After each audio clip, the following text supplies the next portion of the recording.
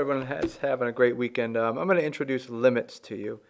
And a limit is really the backbone of what we will be doing this year with differential calculus and integral calculus.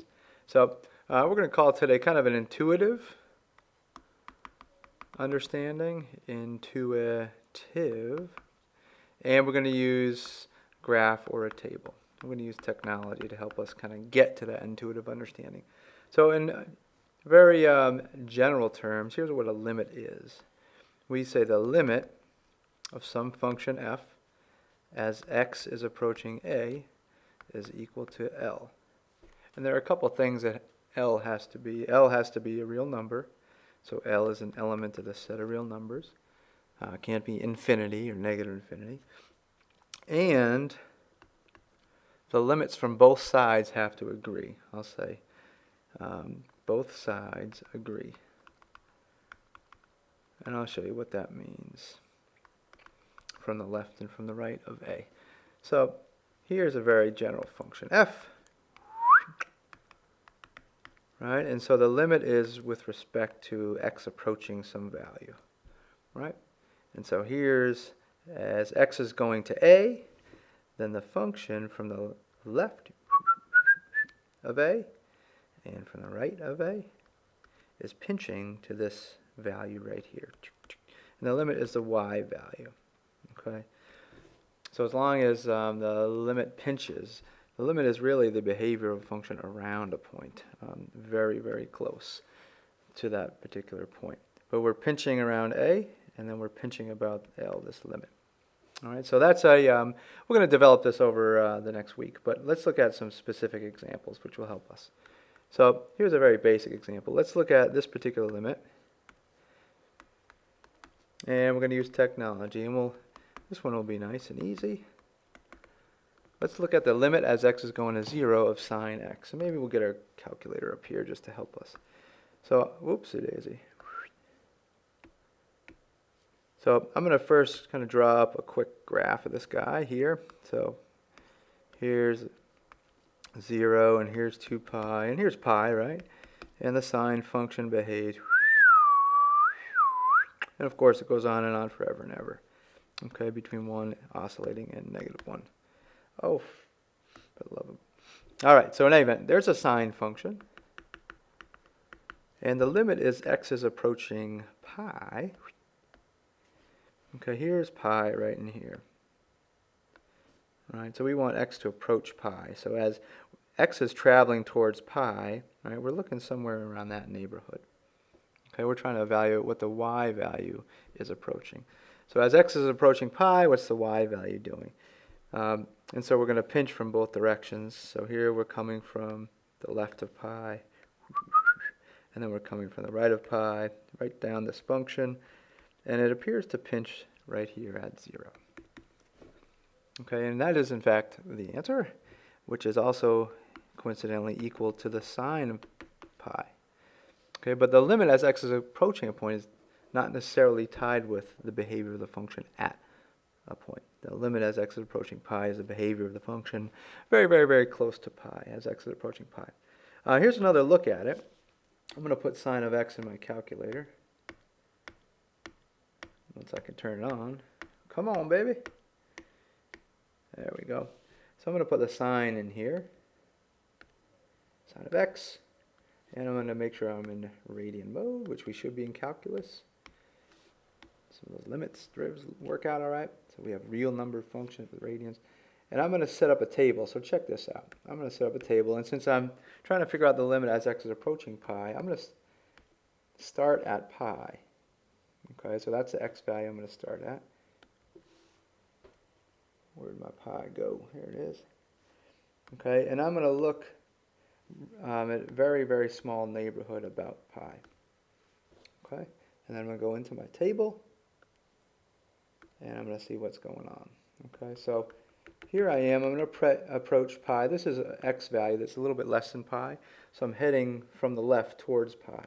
And the limit will be the y value that our function is tending towards.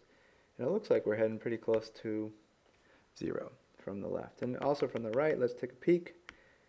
So here our x value is a little bit bigger than pi, so here I'm heading towards pi from the right on the x-axis, and I'm going to move up a little bit and approach pi. X is approaching pi. It looks like y is approaching 0 from both directions. Okay, so that should support what we just worked through in the graph here. So here we have x approaching 0, and you have a table approach or you have a graphical approach. All right, let's look at a little different one, and instead of sine, let's look at a little harder one.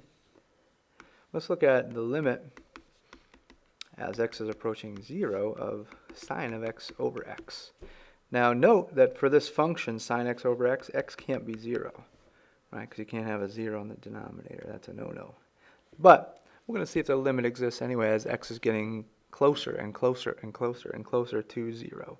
Is the function sine x over x tending towards one particular real number value as x is heading towards 0? Not at x equals 0, but as x is heading towards 0. And I'm going to give you a quick graph. I know what this guy looks like. It's pretty famous function in the world of calculus, at least for limit purposes. And what it looks kind of like is this, and that's a small neighborhood around 0.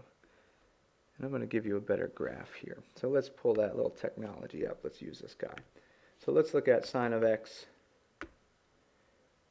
over x. And I'm going to graph that up. Actually, let me zoom trig it, make sure that we are negative 2 pi to 2 pi, both intervals. And bada bing, bada boom. There's my nice function. Now, you know what? I'm going to even make the window a little nicer. Let's go from negative 2 to 2 on the y-axis. All right, so there's sine x over x. And what should happen on this particular function, and remember, calculators can't show holes, but there should be a little hole up here, right? Sine x over x just ain't happening when x is 0. You can't divide by 0. Furthermore, sine of 0 over 0 is 0 over 0, which is indeterminate. We'll talk about more about that later. But regardless, it does appear as if the function is, as x is heading towards 0 from both directions, is tending towards the same y value. Right? We have consistency. We have agreement from the right and left of 0, around 0. It's irrelevant that the function doesn't exist at 0. There's a hole there. So perhaps I shouldn't have filled it in. Okay, but we're talking about the behavior of the function around 0. So the easiest thing might be to trace it. So let's look at this particular graph over here. And I'm going to trace. And I'm going to move. Here we go. So here I'm going to head towards 0 from the left.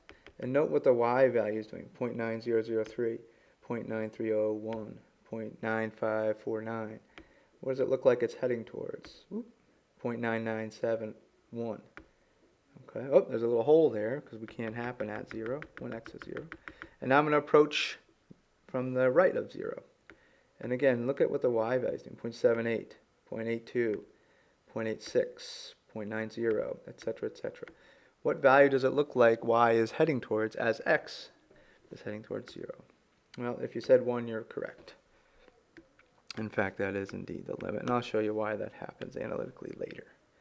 Okay, so those are two limits that do exist. A limit as x is approaching some value is the behavior of the function around the point, really in a small neighborhood about a. Math geeks will call that a small epsilon neighborhood about a.